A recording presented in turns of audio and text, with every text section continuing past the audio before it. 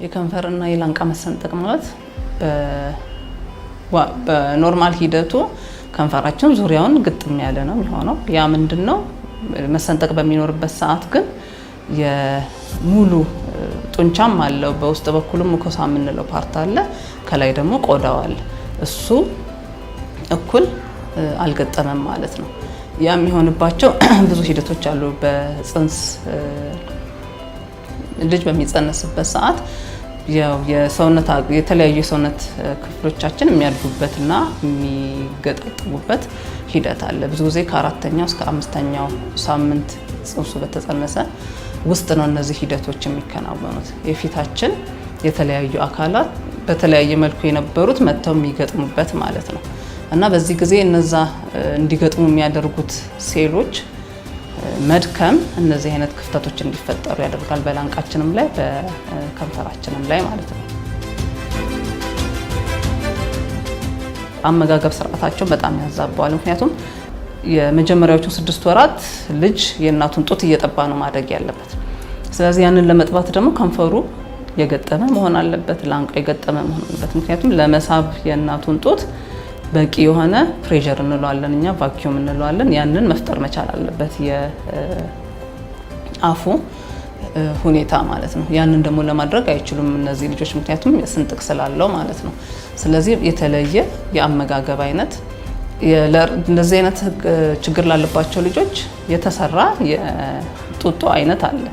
ነገር ግን እኛ ሀገር ብዙም የሚገኝ ስላልሆነ ያለውን ጡጦ በምን አይነት መልኩ አስተካክሎ መጠቀም እንደሚቻል ለእናቶቹ ድጋፍ ይሰጣል። የከንፈር ብቻ መሰንጠቅ ያለባቸው አሉ። በአንድ ጎን ብቻ ሊሆን ይችላል የከንፈር መሰንጠቁ፣ በሁለቱም በኩል ሊሆን ይችላል የከንፈር መሰንጠቁ።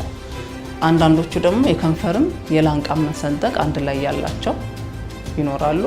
አንዳንድ ጊዜ ደግሞ የላንቃ ብቻ መሰንጠቅ የሚኖራቸው ይኖራሉ ማለት ነው። ሰርጀሪውም የተለያየ ነው።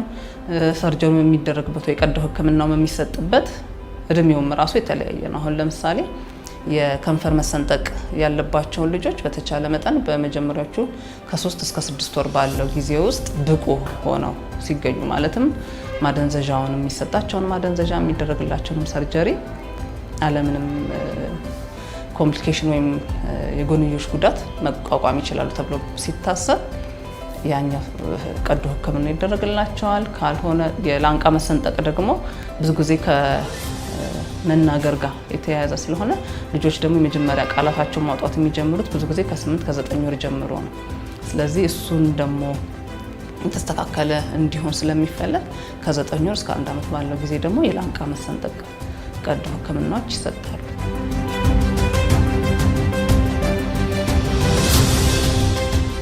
ኦፐሬሽን ከተሰራ በኋላ መደረግ ያለባቸው ጥንቃቄ የሚገጫቸው ነገር እንዳይኖር መጠንቀቅ ያስፈልጋል።